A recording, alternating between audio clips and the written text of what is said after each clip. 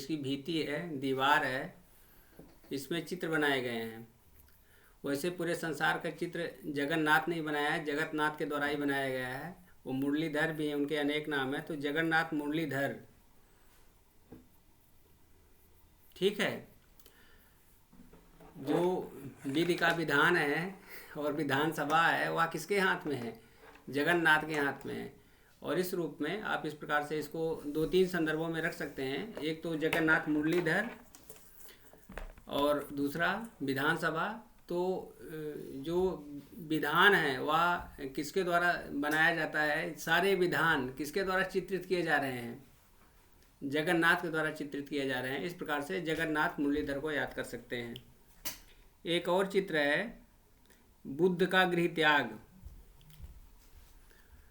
रणवीर सक्सेना के द्वारा बनाया गया है, ठीक है। जो रण में वीर होते हैं वो कभी गृह का त्याग नहीं कर सकते, ठीक, चाहे सक्सेस मिले या सक्सेस ना मिले। रणवीर सक्सेना, सक्सेस ना मिले तो फिर क्या होता है? सक्सेस ना, तो गृह त्याग कर देते हैं, लेकिन सक्सेस के लिए आपको गृह त्याग करना पड़ेगा, घर को छोड़ना पड़ेगा। वैसे भी जो विद्यार्थी पंचलक्षणम है उसमें गृह त्यागी भी है।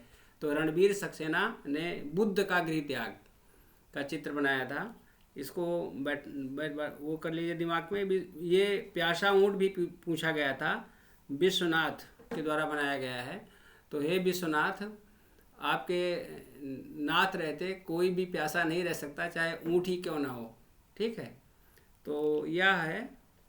वैसे भी जो ऊँट होता है उसका जो नाक होती है, आप लोग देते हैं, नथी रहती है, नाथ दी जाती है, नकेल जिसको बोलते हैं, देखा है ऊँट की नकेल? Yes sir. ठीक जी सर। हाँ, तो वो और वो वस्तुतः माना जाता है कि जो ऊँट है वो विशेष रूप से संग्रही प्रवृत्ति का होता है। उसकी कुबड़ आप सबने देखी है, कुबड़ में क्या रहता है? पानी। और किससे बनी होती है वो? सर फैट से है क्या? हाँ, फैट बिल्कुल रहता है बिल्कुल कुबड़। फैट से बनी फैट होती में है। होती है सब में। हाँ, और आप लोग भी बिल्कुल इसमें ऊँट बन जाइए, सारे के सारे तथ्य इकट्ठे किए रहिए। और जैसे वो 40-40 दिन तक रेगिस्तान में चलता रहता है, वैसे आपको भी चलते रहना है, ठीक है। और विश्वनाथ आपकी रक्षा करेंगे। विश्वनाथ मम नाथ पुरारी, त्रिभुवन महिमा विदित तुम्हारी। तो इस रूप में आप सबकी रक्षा भी होगी। तो ये जो ऊँट का गुण है निश्चित रूप से प्रभावित करता है। तो इस तरह से एक है। एक और है रामचंद्र शुक्ल।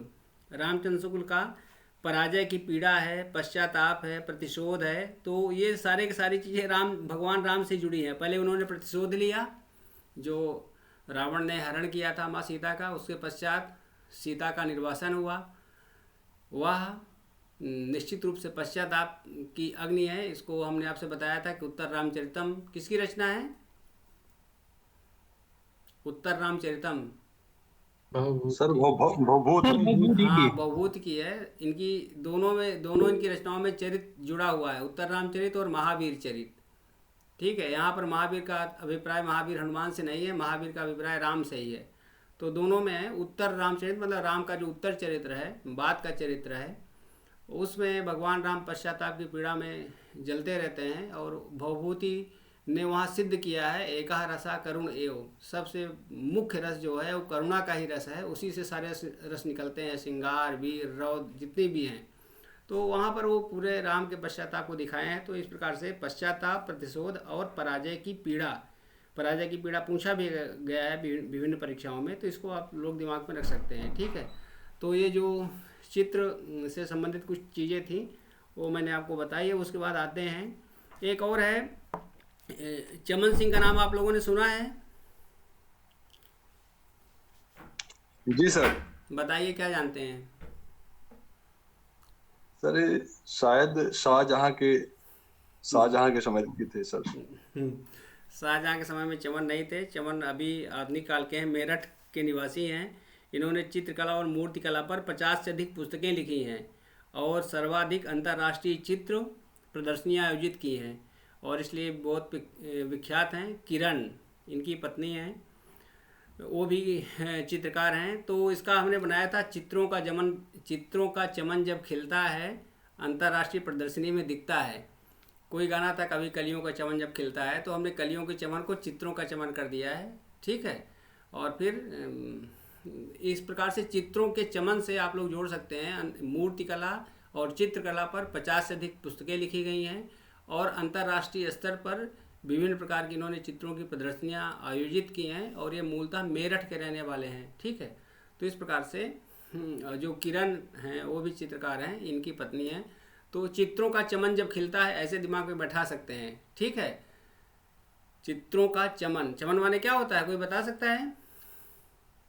बगीचा होता है। बगीचा होता है सर। ठीक है, हाँ, तो चित्रों का बगीचा, चित्रों का चमन, ये आप पूछा गया है कई बार और भी इस पर हम कल और चर्चा करेंगे। अब सीधे जो हमको भागीरथी ने काम दिया था मेले का, उससे संबंधित अब इस पर आते हैं। ठीक,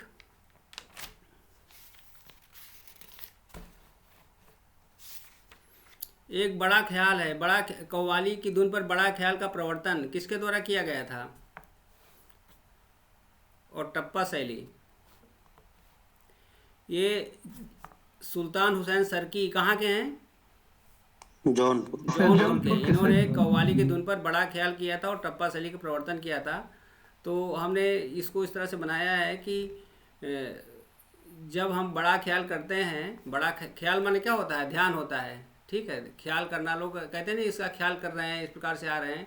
तो कभी कभी वो सरक कर क्या होता है, टपक जाता है। तो सरक कर माने सरकी और टप्पा शैली है और बड़ा ख्याल है। तो इस प्रकार से जो हुसैन सरकी हैं, इन्होंने बड़ा ख्याल और टप्पा शैली ये दोनों डेवलप की थी। तो इस प्रकार से आप इसको दिमाग में बैठा सकते हैं। इसको दिमाग से सरकाइएगा नहीं, नहीं आपका एक उत्तर टपक जाएगा। ठीक है, तो टप्पा शैली है और ये बड़ा ख्याल है। अब मेरे पर आते हैं। ठीक, सबसे पहले अयोध्या से शुरू करते हैं। इसमें जिस प्रकार से लिखा हुआ रामायण मेला, परिक्रमा मेला, रामनवमी मेला, श्रावण झूला मेला, ये सारे के सारे मेले। रामायण मेला वस्तुतः 2 जगह लगता है जो भगवान राम से संबंधित है। एक अयोध्या में लगता है, दूसरा चित्रकूट में लगता है। तो इसको इस प्रकार से हम शुरू करते हैं। सबसे पहले क्या होता है? रामनवमी। रामनवमी भगवान राम के जन्म से संबंधित है।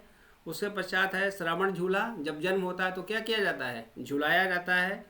झुलाने के बाद फिर राम अपना चरित्र लिखते हैं जो रामायण के रूप में है। रामायण का अर्थ क्या होता है, कोई बता सकता है? रामायण किन शब्दों से मिलकर बना है? राम का घर। राम का घर। ठीक है, सर वो रामालय होता है। राम का मुख, सर राम का मुख। ठीक है, और कोई? राम का चरित्र। साक्षात के संदर्भ में हमेशा ध्यान रखिएगा कि कभी भी तुक्का लगाने की कोशिश मत करिएगा। अगर नहीं आ रहा है तो वहाँ पर सीधे सीधे सारी बोलिएगा और कहिएगा क्षमा करिए सर, इस समय स्ट्राइक नहीं कर रहा है। नहीं तो जीवन यात्रा, सर राम की कहानी, राम की जीवन यात्रा कहाँ का इसका मतलब है? राम तो समझ में आ रहा है, राम से। और उसके बाद जीवन यात्रा का मतलब किससे है? किस शब्द से जीवन यात्रा का अर्थ निकल रहा है? आयडम, आयडम से सर। ऐणम है कि ऐनम है, क्या है? आयडम। चलिए ठीक है, आप सबसे इतने गहनता की अपेक्षा भी नहीं की जा सकती है। मूलतः संस्कृत से संबंधित है। देखिए, अयन होता है, अयन ना, अयन माने क्या होता है? विस्तार होता है। तो राम का अयन अर्थात राम का जो विस्तार है, और वह विस्तार विविध रूपों में हो सकता है, उनके कार्यों के रूप में, उनके जीवन के रूप में, उनके गुणों के रूप में, उनके चरित्र के रूप में। तो इस प्रकार से रामायण शब्द बना है। और संस्कृत में एक विशेष प्रक्रिया होती है जहाँ ना का क्या हो जाता है? अड़ा हो जाता है। तो इस प्रकार से रामायण शब्द किस में बदल गया है? रामायण में ना का अड़ा हो गया है। तो यहाँ पर रामायण का अभिप्राय है राम के कृतित्व का, राम के व्यक्तित्व का, राम के चरित्र का अयन अर्थात विस्तार। ठीक है, तो इस तरह से रामायण का मतलब ये हुआ।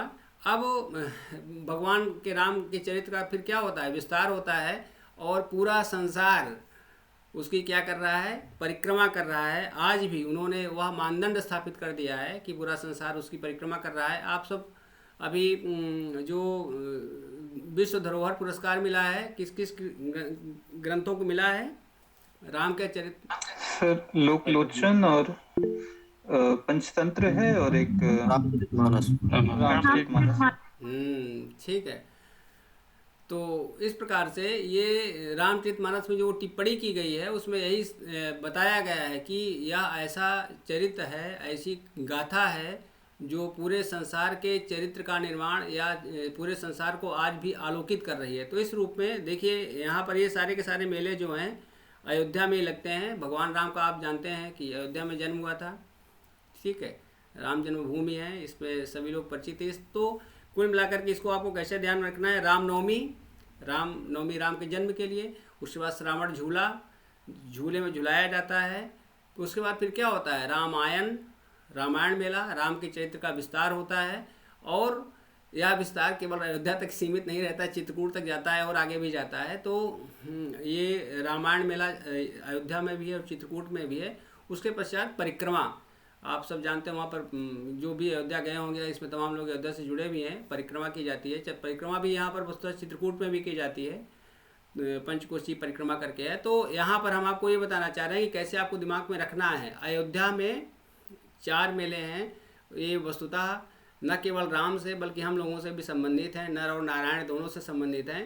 रामनवमी, भगवान राम का जन्म, श्रावण झूला अर्थात झूले में झुलाया जाता है जन्म के पश्चात, उसके पश्चात फिर भगवान राम का विस्तार होता है व्यक्तित्व का, रामायण हो गया, और उसके बाद पूरा संसार उनकी परिक्रमा कर रहा है एक आदर्श के रूप में। इस प्रकार से परिक्रमा, ये जो रामायण मेला है, परिक्रमा मेला है, रामनवमी मेला है और श्रावण मेला है, यह अयोध्या में लगता है और अयोध्या में आयोजित किया जाता है।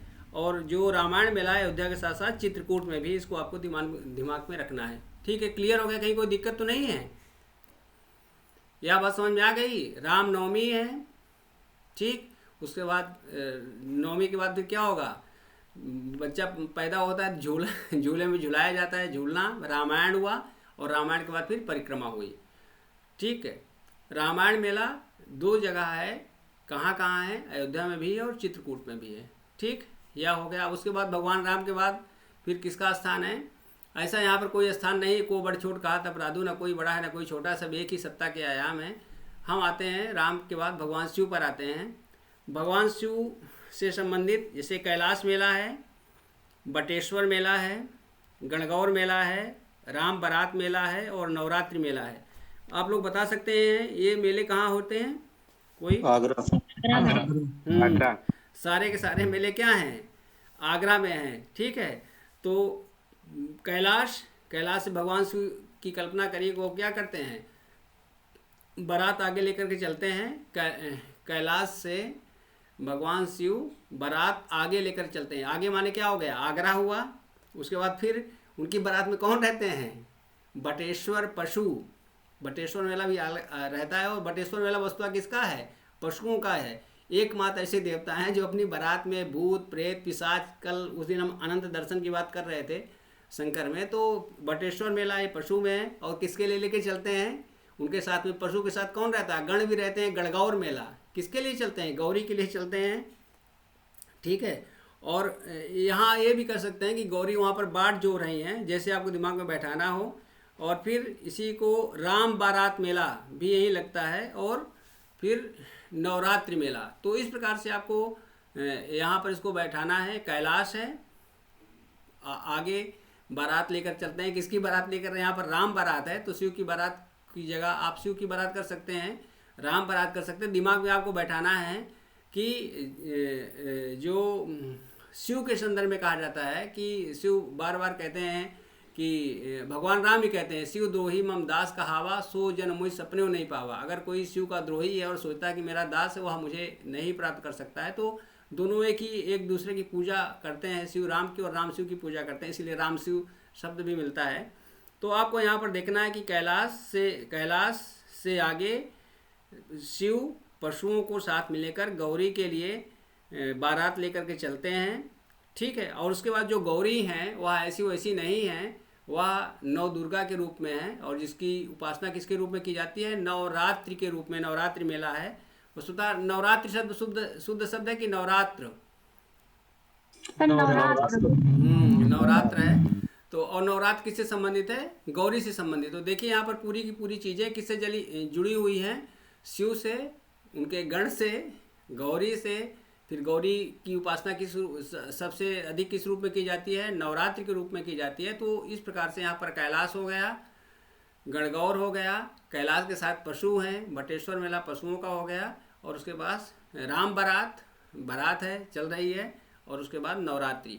ये सारे के सारे कहाँ पर आयोजित किए जाते हैं? आगरे में आयोजित किए जाते हैं, आगरा जिला में। ठीक है, तो इस प्रकार से इसको आप अपने मन में बैठा सकते हैं। कैलाश आगे बारात लेकर, कैलाश या कैलाश पशुओं के साथ, गणों के साथ आगे बारात लेकर गौरी के लिए चलते हैं। और गौरी ऐसी हैं जिनके लिए नवरात्रि की उपासना की जाती है, नवरात्र की उपासना की जाती है। ठीक, ये हो गया। तो हम लोग अयोध्या घूम लिए मेले में, और कहाँ घूम लिए?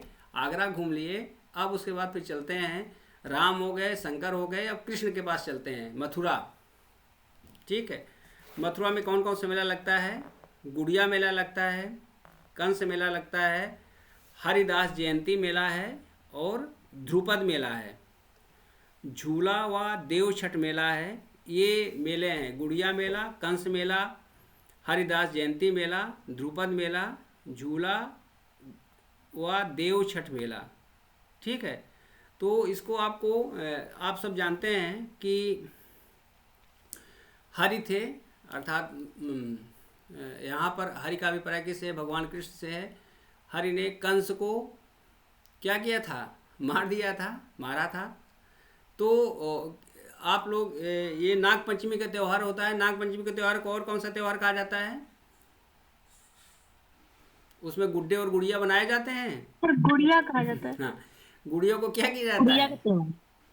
सर पीटा जाता है। इससे भी आप समझ सकते हैं कि मातृ सत्तात्मक और पितृ सत्तात्मक व्यवस्था कैसी। गुड्डे को कभी नहीं पीटते हैं, ठीक है, गुड़िया की पिटाई होती है। तो इस प्रकार से गुड़िया को थुरा जाता है, थुरा माने मथुरा।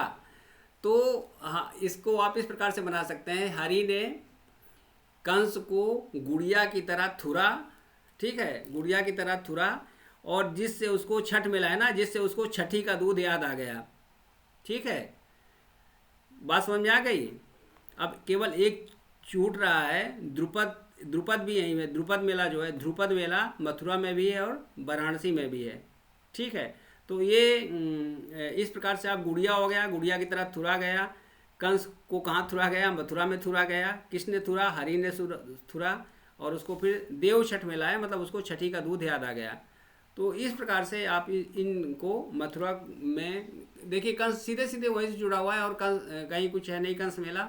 और ये हमारी भारतीय संस्कृति की विविधता देखिए कि जो प्रतिनायक है उसके नाम पर भी मेले लगते हैं, या ठीक वैसा है। हमने कभी होली पर लिखा था कि होली का त्यौहार मुझे जो है गजनी फिल्म की तरह लगता है। गजनी ऐसी फिल्म है जो नायक के नाम पर नहीं, बल्कि किसके नाम पर बनाई गई है? खलनायक के नाम पर बनाई गई है।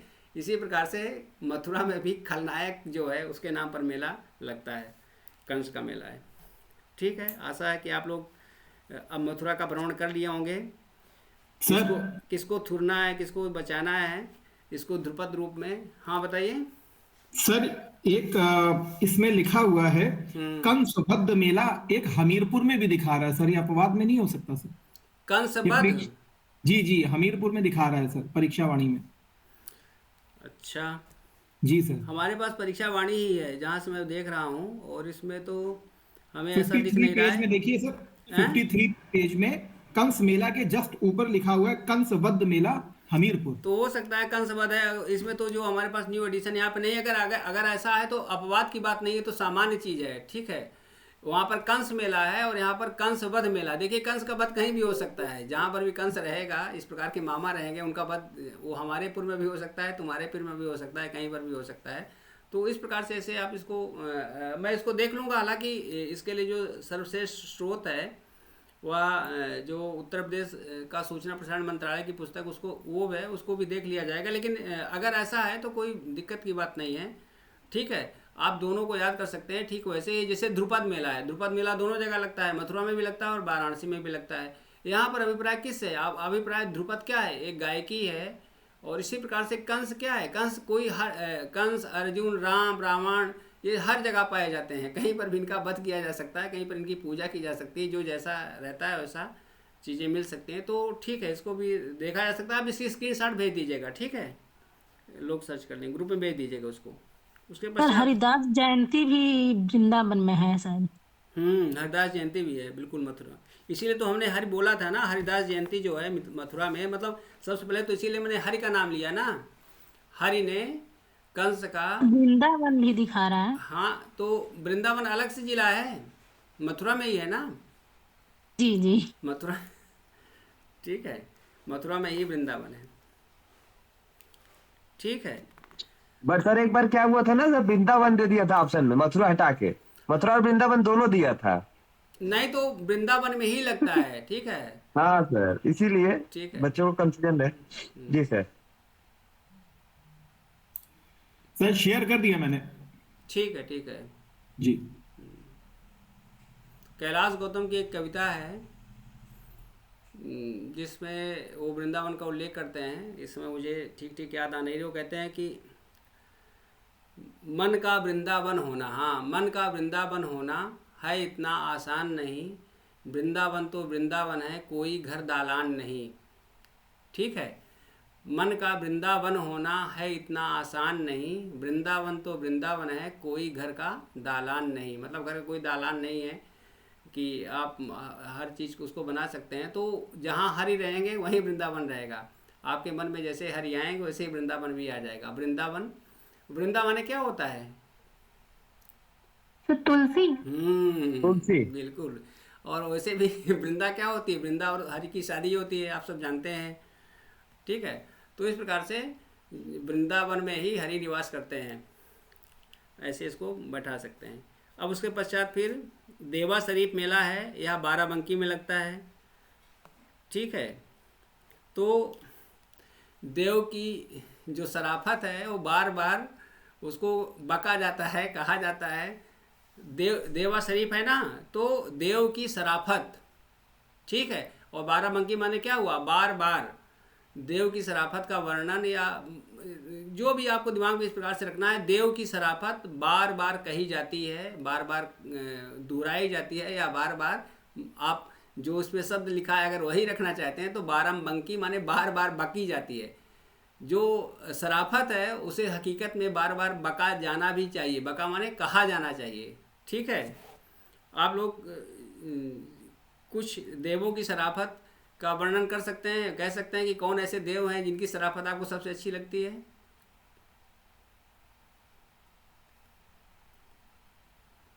बोलिए। ये सब सर गुरुदेव से बढ़िया कौन शराफत सर आप हैं, आप ही का इतना बढ़िया है। गुरुदेव हमेशा गोविंद को ही बताते हैं, बलियारी गुरु आपने गोविंद दियो बताए। तो सभी हैं, और मुझे तो सबसे अच्छा वाकई में भगवान शंकर ही लगते हैं। जैसे हमने बार बार आपसे चर्चा की है कि ज्ञान से विज्ञान से सभी को साथ में लेकर के, जैसे भगवान शंकर क्या है, विरोधों का अद्भुत सामंजस्य है। और इस रूप में अभी जो हम कैलाश से लेकर गणगौर और सबकी यात्रा कर रहे थे, तो वो जैसे विविधता में एकता, या जो विरोध है कॉन्ट्राडिक्टरी में कैसे एकमोडेशन किया जा सकता है, ये भगवान शंकर में देखा जा सकता है, ठीक है। सबसे अधिक तो त्याग की बात है। सोने की लंका को दान में देकर के अपना धन धन भोलेनाथ महादेव, कौड़ी नहीं खजाने में, है ना। क्या है, 3 लोग ऐसे कर करके कैसे है, 3 लोग दुनिया में बसा, खुद आप बसे वीराने में, ऐसे करके है। चलिए, उसके पश्चात फिर ये सैयद सलार मेला है, बहराइच में है। सैयद सलार मेला बहराइच में है।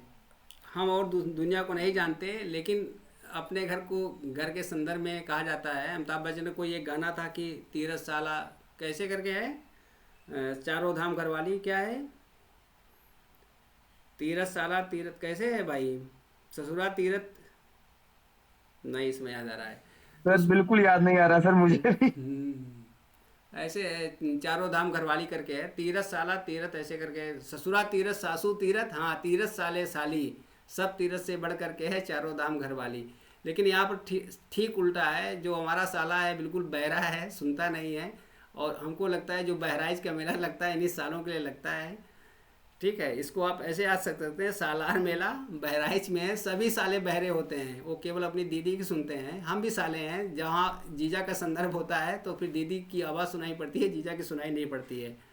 और सबसे महत्वपूर्ण रिश्ता इसी का होता है, जैसे व्यंजन में मसाले और रिश्ते में साले, इन दोनों का महत्व है। लेकिन दोनों अधिक मात्रा में सेवन से क्या हो जाते हैं, मसाला अधिक करोगे तो फिर तमाम विकृतियाँ आएंगी, उसमें एक बहरापन भी आ सकता है। तो चलिए ठीक है, सैयद सालार मेला बहराइच में है, तो इसको साला बहरा ऐसे दिमाग में बैठा सकते हैं।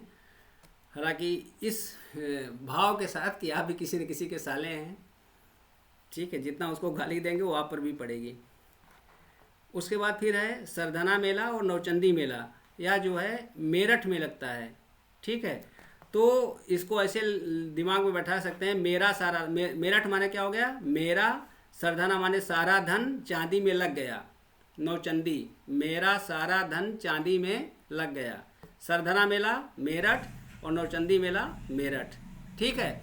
तो सरधना से क्या हो गया, सारा धन किसका, मेरा, मैंने मेरठ हो गया, और नौचंदी माने ये भी मेरठ में है। तो ये दोनों मेले यहाँ पर लगते हैं। वैसे भी यहाँ पर किसकी शुरुआत हुई थी, मेरठ से किसकी शुरुआत हुई थी, इसको क्रांति नगर कहते हैं, और कौन सा नगर कहते हैं, 1857 वाले। 1857 की क्रांति से। और कैंची नगर भी कहते हैं क्या, जी सर। जी सर। ठीक है। चलिए, अभी चांदी से याद आया, और सोने से, सोना जो होता है उसकी शुद्धता किस में नापी जाती है, आप सबको पता है, कैरेट में नापी जाती है। कितने कैरेट का होता है, 24 आप में से कोई सोना पहना हुआ है, सोना आभूषण धारण किया हुआ है, जी 24 का सर सोना नहीं बन सकता। कितने कैरेट का है जिसने धारण किया है, सर 22 सर 22 22 है। पक्का देखा गया है। बाकी 2 कैरेट क्या है, मिश्र धातु। कौन सी धातु, सोना भी तो धातु ही है, सर वो नहीं, टंगस्टन तांबा मिलाया जाता है, कॉपर मिला होता है तांबा सर। मिला। हाँ तांबा कॉपर, ठीक है। बाकी उसमें तांबा मिला दिया जाता है ताकि वो थोड़ा सा कड़ा रहे, ठीक है। इसी प्रकार से चांदी की स्थिति भी यही होती है। चांदी में भी इतनी चांदी मुलायम होती है कि वह टूट सकती है और लचीली हो सकती है, इसलिए उसमें भी कढ़ाई के लिए तांबा मिला दिया जाता है, ठीक है। अब उसके पश्चात है देवी पाटन मेला, कहाँ है ये, सर बलरामपुर में। ठीक है। बलराम ने देवी का फाटक खोल दिया, देवी पाटन, ठीक है। या बलराम ने, जो बलिराम ने देवी को पटक दिया। जो भी आपको ध्यान में रखना है, जिसके पास बल होगा वह देवी को पटक देगा, ठीक है। यहाँ पर इस केवल एक कोड बनाने के उद्देश्य से है, ठीक है। तो ये हो सकता है, मतलब इसको और सात्विक स्वरूप देना चाहें तो बलराम ने अपनी आराधना से देवी का फाटक खोल दिया, ठीक है। तो यह सही रहेगा। उसके बाद फिर महावीर मेला है लखनऊ में। फिर इसको दिमाग में रखिएगा, ठीक है। लखन से आप दिमाग में बैठा सकते हैं। हालांकि महावीर का जो प्रयोग किया जाता है हनुमान के लिए किया जाता है, लेकिन यहाँ पर लखनऊ के संदर्भ में है। फिर उसके बाद खारी झल्लू कार्तिक मेला, ये पूछा जा सकता है, खारी झल्लू कार्तिक मेला, या बिजनौर में है, ठीक है। तो इसको खारी को खाली बना सकते हैं, खाली झल्लू को झोला बना सकते हैं, खाली झोला लेकर बिजी रहते हैं, खाली झल्लू कार्तिक मेला, ठीक है। खाली झोला लेकर बिजनौर माने बिजी रहते हैं, खाली झल्लू कार्तिक मेला, ठीक। गढ़ मुक्तेश्वर मेला बताइए, कोई बताएगा, हापुड़ सर। हापुड़ में है, ठीक है। और कोई हापुड़ में मेला लगता है, शहीद मेला, ठीक है। गढ़गंगा, हाँ है सर गढ़गंगा भी लगता है जहाँ तक। गढ़गंगा का अभिप्राय गढ़ मुक्तेश्वर से ही है, ठीक है। तो ये, लेकिन यहाँ पर 2 हैं, एक गढ़ मुक्तेश्वर मेला पूछा गया है और शहीद मेला है। तो ये समझिए, जो इसको कैसे दिमाग में बैठाएंगे, जो हापुड़ का मतलब पूरी कहाँ है, गढ़ में है, ठीक है। गढ़ में पूरी है, और इसके लिए गढ़ को प्राप्त करने के लिए फिर क्या करना पड़ता है, शहीद होना पड़ता है, ऐसे मिलने वाली नहीं है, ठीक है। हापुड़, या हापुड़ के वही है, हापुड़ के गढ़ को प्राप्त करने के लिए शहीद होना पड़ेगा। तो दोनों चीज़ें आ गई, हापुड़ के गढ़ को प्राप्त करने के लिए शहीद होना पड़ेगा, ये चीज़ें हैं। उसके बाद श्रृंगी रामपुर मेला और रामनगरिया मेला, मकनपुर मेला, कंपिल मेला, ये सारे के सारे मेले कहाँ पर हैं? फर्रुखाबाद में। फर्रुखाबाद में। ठीक है, इसको अभी कुछ कोड हमको समझ में नहीं आ रहा है। सिंगी रामपुर, रामनगरिया, मकनपुर और कंपिल मेला। चूँकि कल मैंने कक्षा लेने के लिए बोल दिया था तो अभी इस पर बहुत ज़्यादा चिंतन नहीं कर पाया, लेकिन इसको आपको दिमाग में बैठाइएगा, फिर अगर कुछ ऐसा होता है तो अगली कक्षा में हम देखेंगे। श्रृंगी राम, रामनगरिया, मकनपुर और कंपिल, ये सभी कहाँ हैं? फर्रुखाबाद में हैं। फिर सोरो मेला है, यह कासगंज में है। पहले कासगंज को क्या कहते थे? इटावा क्या कहते थे? इसका नाम क्या था? एटा नाम था क्या? एटा अभी भी नाम है? जी सर, एटा था सर। ठीक है, तो ये मतलब जो रो बनती है वो एक प्रकार से क्या रहती है? कसी रहती है। ठीक है, तो सोरो कासगंज है, तो इसको इस प्रकार से आप बैठा सकते हैं कि जो रो है वह क्या है? कसी हुई है, इकट्ठा है, यह है। फिर खिचड़ी मेला है, यह गोरखपुर में है, जो गोरखपुर के लोग हैं सब जानते होंगे।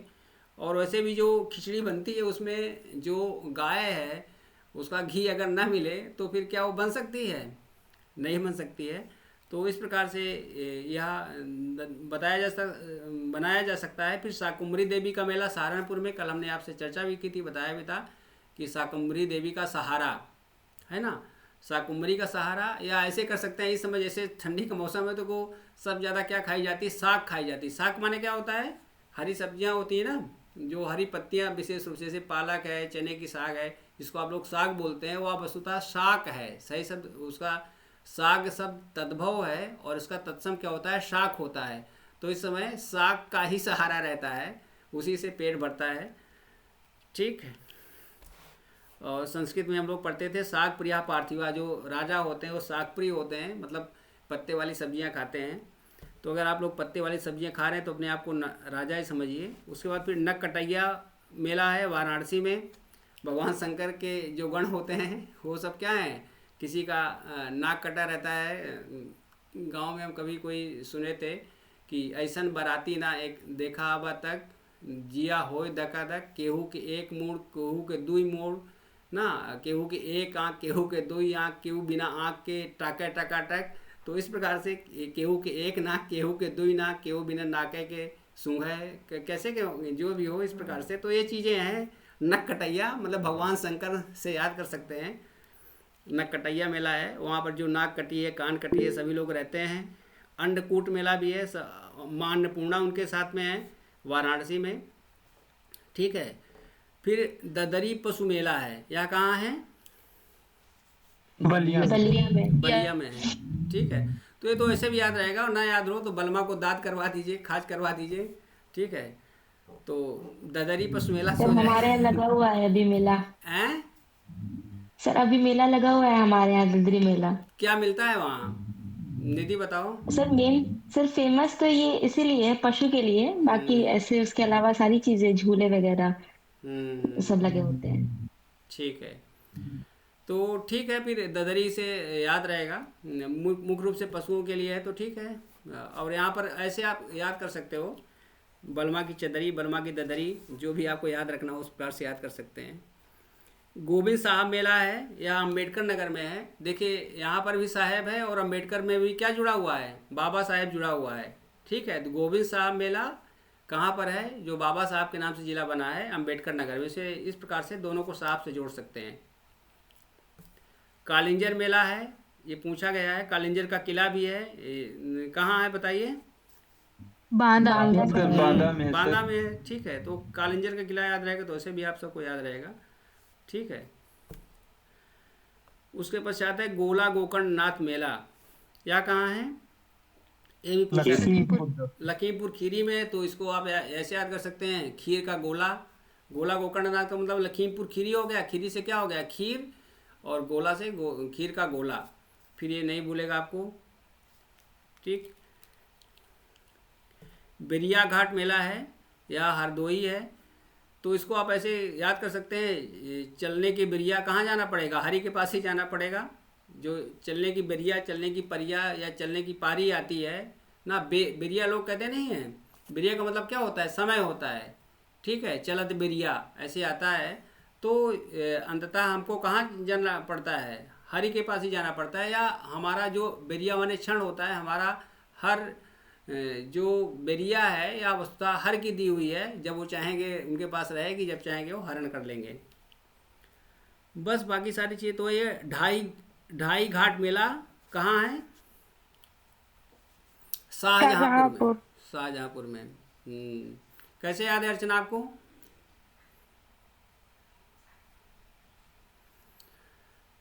हम इसको जब यहाँ ढाई घाट लिखा था, मैं इसको ढाई हाथ पढ़ रहा था, फिर मुझे लगा कि जैसे उसका सनी देओल का ढाई हाथ होता है 2.5 किलो का हाथ होता है, उसी प्रकार से शाहजहाँ का भी जो रहता था वो 2.5 किलो का हाथ रहता था, ठीक है। तो वैसे भी जो शाहजहाँ होते हैं, शहंशाह होते हैं, राजा महाराजे होते हैं, उनका हाथ 2 किलो का 1 किलो का नहीं होता, 2.5 किलो का ही होता है। तो इस प्रकार से ढाई घाट जो है शाहजहाँपुर में है।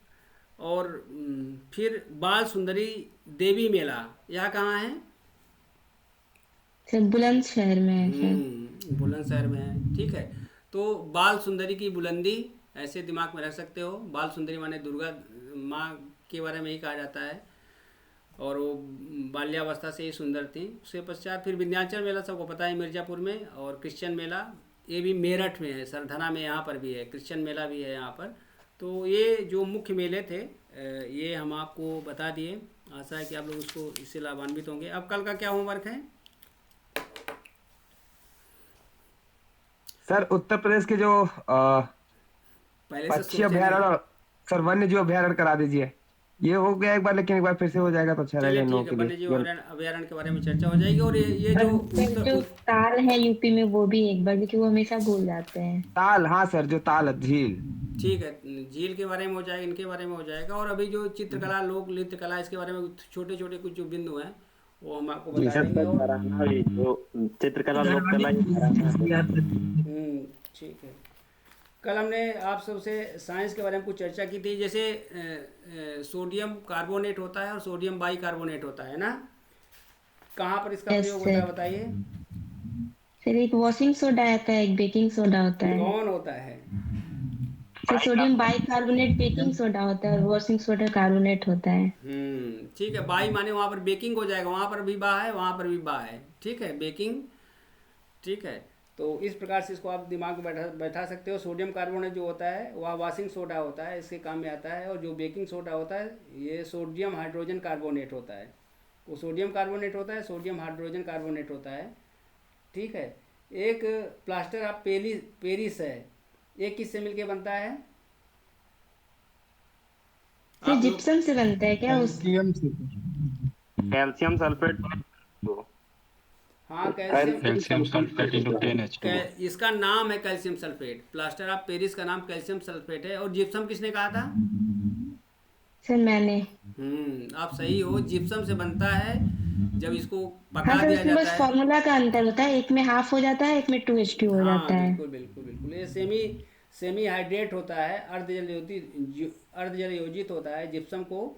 तो इस प्रकार से फिर ये कैल्शियम सल्फेट हो जाता है, पूछा गया है, ठीक है।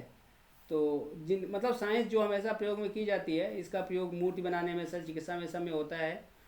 और उसके बाद ब्लीचिंग पाउडर क्या होता है, किससे बनता है? कैल्शियम ऑक्सीक्लोराइड होता है क्या? ठीक है। मतलब ये चूना होता है, कैल्शियम ऑक्साइड होता है, और कैल्शियम ऑक्साइड में क्लोरीन मिलाया जाता है, तो फिर क्या बन जाता है? ब्लीचिंग पाउडर बन जाता है, ठीक है। एक बार IAS में पूछा गया था 2003 में, उस साल मैंने दिया था।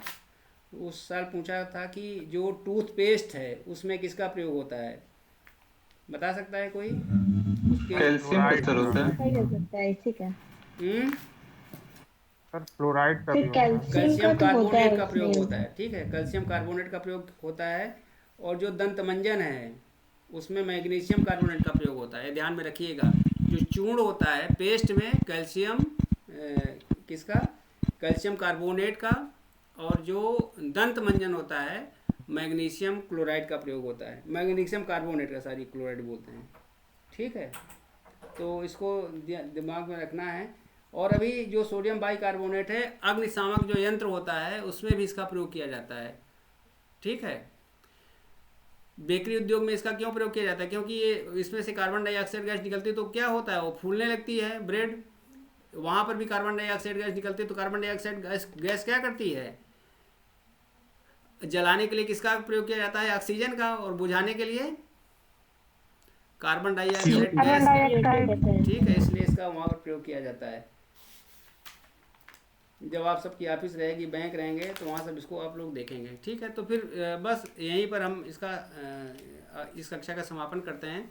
कल हम झील और जो अभयारण्य हैं, जो भी चीज़ें हैं, इनके साथ फिर उपस्थित होते हैं, ठीक है। आप लोगों को समझ में आया है कि नहीं? कुछ आने से फायदा होता है कि समय नष्ट होता है? सर बहुत ज्यादा सर। सर बहुत फायदा होता है, फायदा होता है सर। भागीरथी जी, आपकी बात मानी नहीं बहुत जाएगी। सारी क्लियर। सर याद तो किया था मेलों को बहुत बार, लेकिन याद आज हुआ है। जी सर। याद रहता है सर एक क्वेश्चन था जी। मेले और ये महोत्सव में अंतर क्या होता है, उत्सव महोत्सव में? देखिए, मेले का मतलब क्या होता है? मिलना होता है। मिलन से मेला शब्द बना हुआ है। सभी का उद्देश्य वस्तुतः, सभी का उद्देश्य, जैसे संस्कृत का एक बहुत अच्छा उसमें कालिदास ने लिखा है, उत्सव प्रियाः भारतीयाः, या उत्सव प्रियाः मानवाः। जो मानव होते हैं वह क्या होते हैं? उत्सव प्रिय होते हैं। उत्सव प्रिय होते ठीक है। उत माने क्या होता है? उत्कट, ठीक है। और यहाँ पर शव का मतलब वो वाला सा नहीं है जिसमें व्यक्ति मृत हो जाता है। शव का अभिप्राय यहाँ पर सुर से है, प्राणों से है, ठीक है। इसी से सुर बना है, जिसमें अत्यधिक प्राण होता है वह सुर होता है, और जिसमें प्राण चला जाता है या निष्क्रियता आ जाती है, वो समझे कि अपने आप को असुर ही है। अगर आप कभी भी निष्क्रिय अवस्था में हैं तो समझिए कि आपके पास सुर नहीं है, देवता नहीं है, आप असुरत्व की ओर जा रहे हैं। तो जितना सक्रिय रहेंगे उतना ही आपके अंदर देवत्व रहेगा। तो यहाँ पर मतलब प्राण हमारे बहुत ही उत्कट रूप में जीवंत रहें, ज्वलंत रहें, इसके लिए उत्सव का आयोजन किया जाता है। यह उत्सव, इस उत्सव में सभी भागीदार हों, तो फिर यह क्या रूप ले लेता है? मेले का रूप ले लेता है। यह उत्सव जो बहुत बड़ा उत्सव हो जाता है तो फिर उसको क्या कहते हैं? महोत्सव, महान उत्सव कहते हैं, बहुत बड़ा उत्सव कहते हैं। तो सबसे छोटा जो रूप होता है वह उत्सव का होता है। उत्सव एक पारिवारिक उत्सव भी हो सकता है, और जैसे हम घर में मनाते हैं होली का उत्सव, किसी का उत्सव, जन्मोत्सव, ठीक है। तो उसमें सीमित भागीदारी रहती है। जब बहुत बड़ा उत्सव हो जाता है तो उसको क्या कहते हैं? महोत्सव कहते हैं। जैसे इसमें जो कुंभ है, यह किसके रूप में आयोजित होने जा रहा है? महोत्सव के रूप में, महोत्सव के रूप, ठीक है। और फिर जब इसमें, इस उत्सव में सभी लोग भागीदार हो जाते हैं तो इसको क्या कहते हैं? महोत्सव मेला कहते हैं। वस्तुतः जब मुझे याद, इसके 12 वर्ष पूर्व हम लोग तैयारी के उसमें थे, तो नवभारत टाइम्स में एक बहुत अच्छी शीर्षक निकला था। उसमें लिखा था कि आस्था के कुंभ में समाया पूरा विश्व। कुंभ माने क्या होता है? घड़ा होता है, और उसमें पूरा विश्व क्या हो जाता है? समा जाता है ना। तो कुंभ माने छोटा सा घड़ा। कुंभ का मतलब क्या होता है? घड़ा ही तो होता है।